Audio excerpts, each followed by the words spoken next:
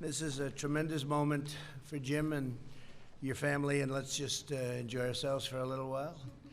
We'll ask Jim to say a few words. I want to hear what he has to say about his great talent, his great running ability. I find athletics to be extraordinary. I love it. Thank you for being here, and today is my privilege to present our nation's highest civilian honor, the Presidential Medal of Freedom, to a legendary athlete and a legendary runner, Olympian and true American patriot, former Congressman Jim Ryun. Jim, congratulations. Fantastic.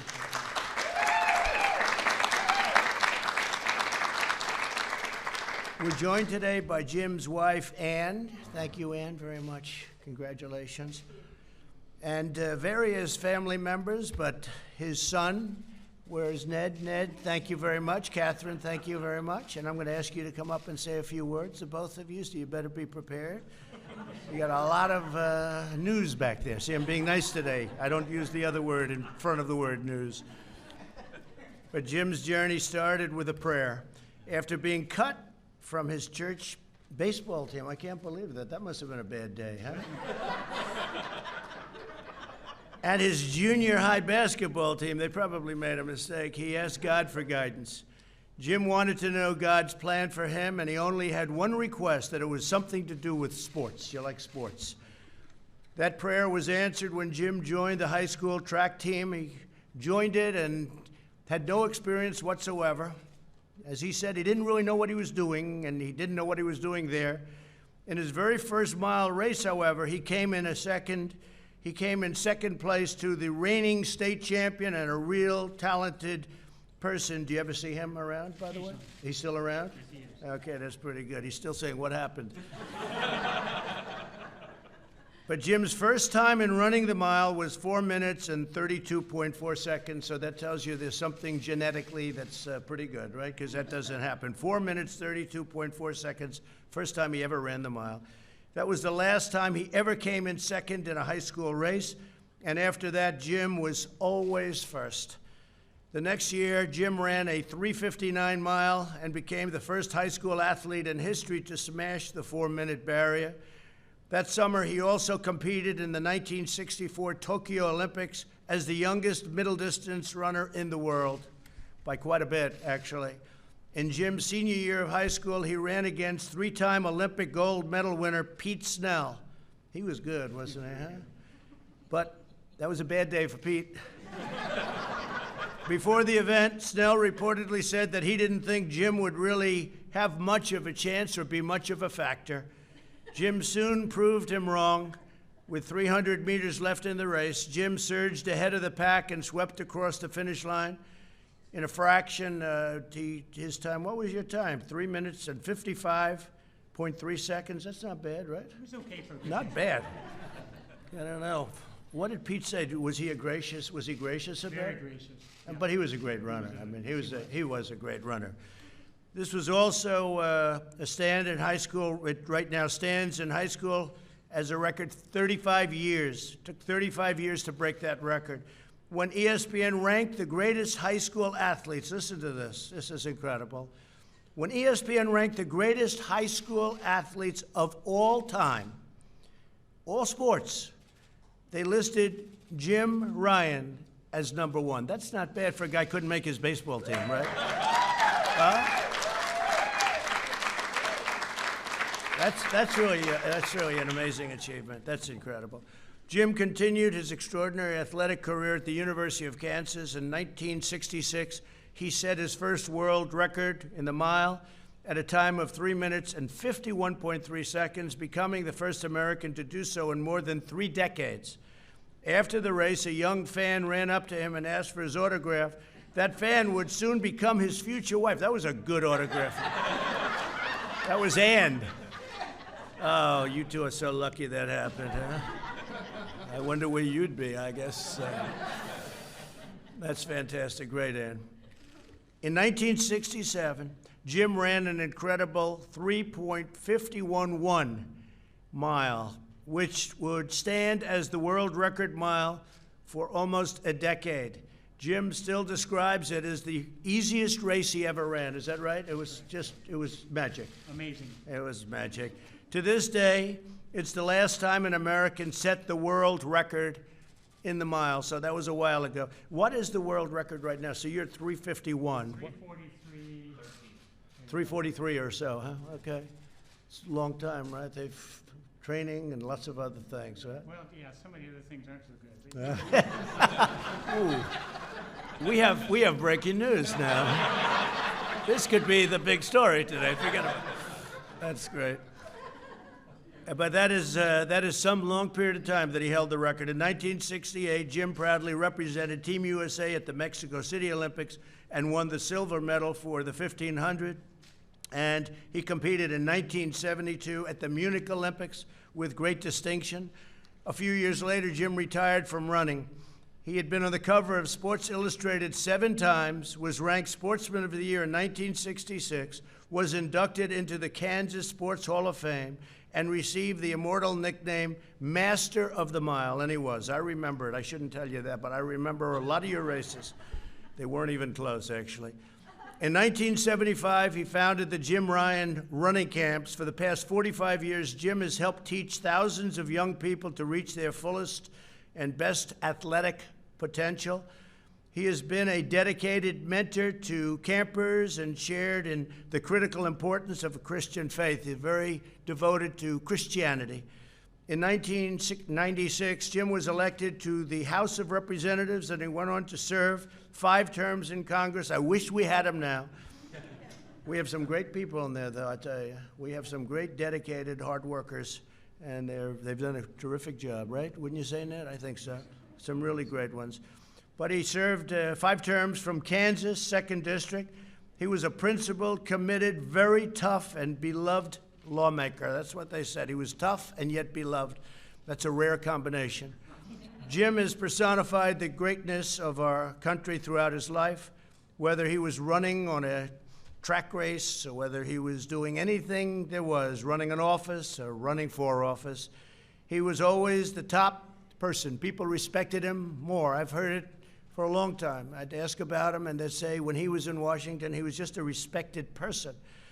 He's a giant of American athletics, a dedicated public servant, and a man of charity, generosity, and faith. He's a great man, actually.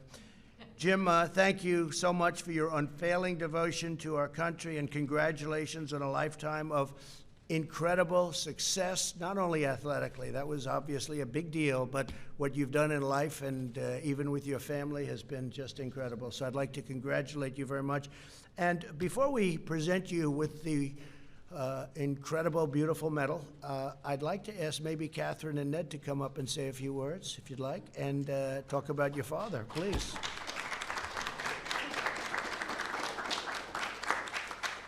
Well, thank you, first of all, for giving us a couple of minutes. Dad, thank you for being the man that you are. I know that today it's all about your accolades in the public eye, but you have been such an amazing dad and wife of more than 50 years to Mom, and just a man of character. And this is a man who loves the Lord with all his heart and has been such an amazing father to all of us. And so thank you, and proud to be your daughter. And Mr. President, thank you for having us here today. I want to leave you with my favorite verses from Numbers. It's, may the Lord bless you and keep you. May he make his face to shine upon you and give you peace. Thank you very Thank much. you. That's so nice. Thank you, Kevin. Mr. President, thank you. This means a great deal to me. I'm not going to get choked up. I got choked up last night on Tucker, and I told myself I would not do that again, but I just wanted to tell everybody, you know my dad as the miler, as the master of the mile, as the world record holder, as the 3-time Olympian. And I want to tell a story really quick of one of his former colleagues, Jay Dickey, out of Arkansas. And he pulled me aside one day and he said, Ned, there are a lot of people in Congress who think they're all that. They're drunk on power, they're arrogant. He's like, your dad walks the halls as one of the most humble, gracious people I know, but the thing about your dad is there are very few people in the world that can say they were ever the very, very best at what they did in all of the world. In a world full of billions of people, you were the absolute best at what you did. And your dad was. But you would never know that because he's so gracious, he's so kind, and he's so humble. And I tell people this all the time, the sacrifice, everything that went into being the very best in the world, and yet you would never know it. You could have a conversation with my dad, And when he talks with his fans and he gives them autographs and he shares a few moments with them, the graciousness that is displayed as an example to me as his son, and I tell people this all the time, the integrity and the honesty, the nobility that he has shown in life, if I can be half the man that he is, it'll be a triumph. Thank you. You're doing a good job. Thank you both.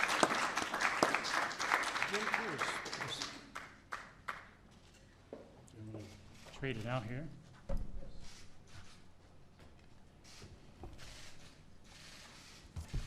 Mr. President, I learned a long time ago when you have such great introduction, thank you for the comments, and you have your children saying wonderful things, it's probably a good idea to find the exit while you're ahead.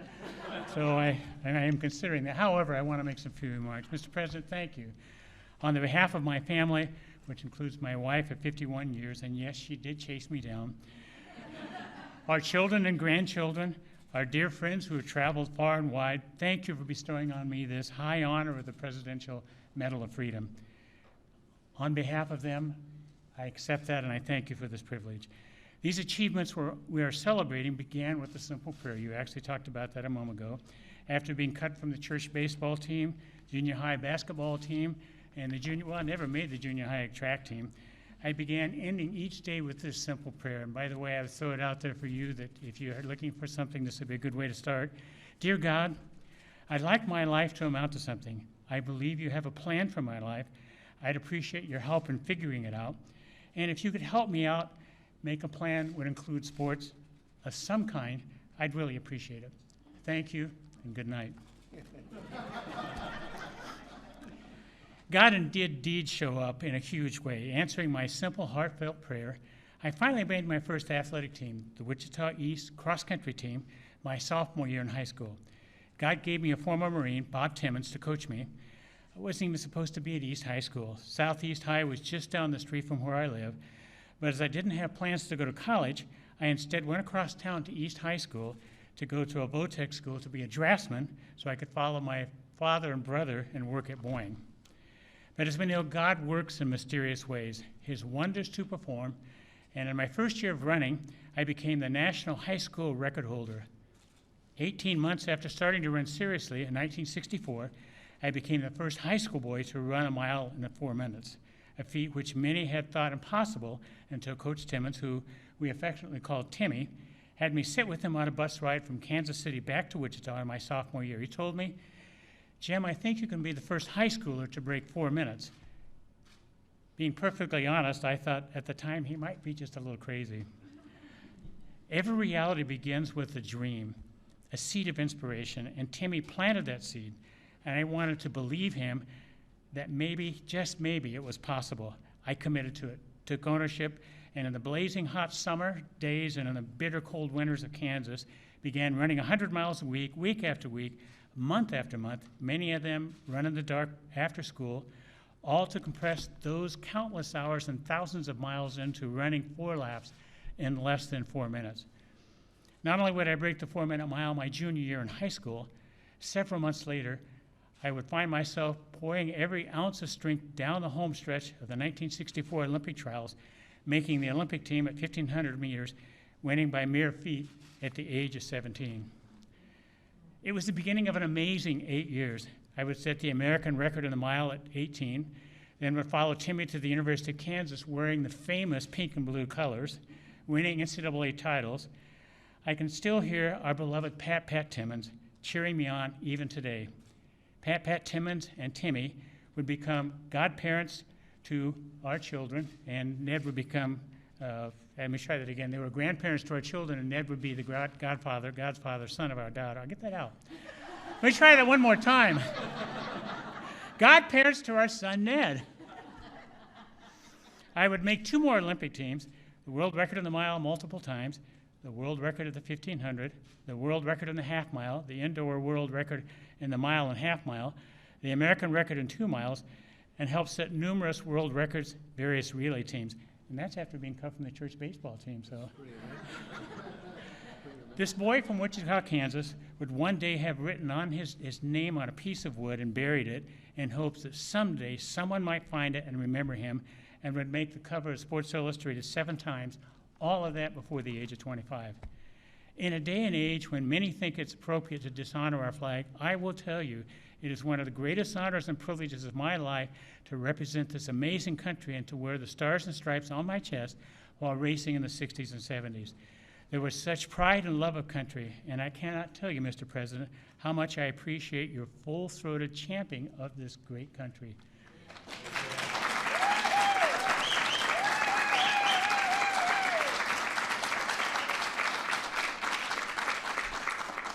The accolades in my life have exceeded anything I could have imagined. And now, Mr. President, with the Medal of Freedom bestowed on me by truly one of the greatest Republican presidents is such a great honor. Mr. President, you have big dreams for America, ones that echo for me, my old coach. Instill a dream, what could be, and then pursue of everything you have. Your dream of keeping America and the American Republic great and then making her greater is an epic and noble pursuit. My wife, Ann, our daughter, Catherine, our son, Ned, and Becca, and our 4 grandchildren, along with our dear friends present today, join you in the pursuit of helping make this a reality. Mr. President, it may surprise you, time diminishes us all. I no longer run 4-minute miles. In fact, I'm not sure I can run a 4-minute half mile. And while the applause and cheers of men fade, nothing can take away from me those moments when I was young and full flight down the final backstretch, the wind in my face, wings on my feet, powering away from my opponents. There was a purity in those times when my mind overcame a tired body, and for those few glorious moments, I would slip the bonds of the physical and I was free. I had won, and I look back now, realizing my running career was a celebration. There's no doubt in my mind that we were all made for a purpose. I was made to run. I was also made to glorify God in all that I do. So in my words and in my actions, I celebrate that purpose and will do that always to His glory. What Ann and I cherish very much is having had the privilege of raising 4 beautiful children who contribute to our nation daily. In addition, we've been blessed with the opportunity to give back to the sport of running through the Jim Ryan running camps. We've had thousands of young runners attend the camps through the years, instilling in them this truth: God loves you and has a plan for your life. And then we challenge them with the work to become balanced human beings, to become physically, mentally, and spiritually fit. As I receive this medal and its credible honor, thank you, Mr. President, I will close by saying this: to God be the glory, great things He has done. This day, my life and all of these achievements, this is the Lord's doing, and it's marvelous in His eyes. Mr. President, thank you for your loving and serving this great Republican country. May God continue to bless you and your family with His peace. Thank you again for this great honor. Thank you very much. You're very welcome.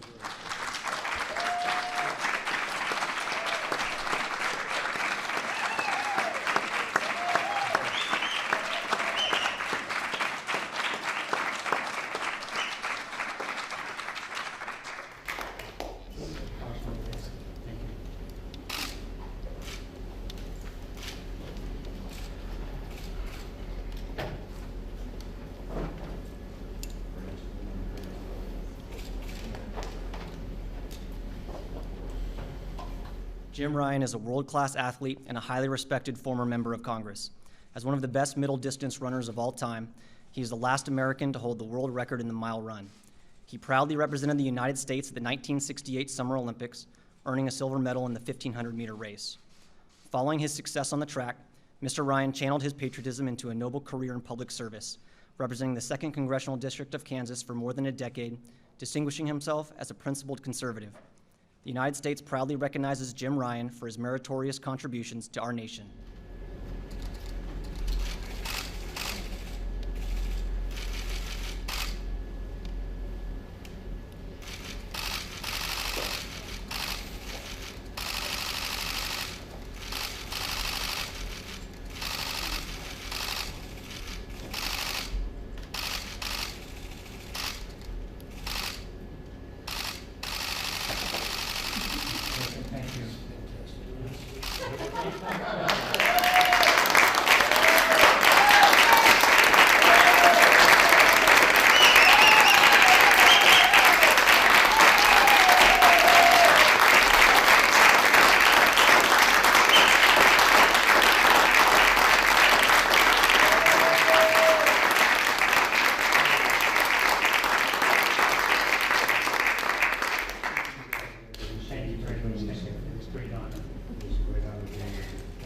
great job. Keep it up.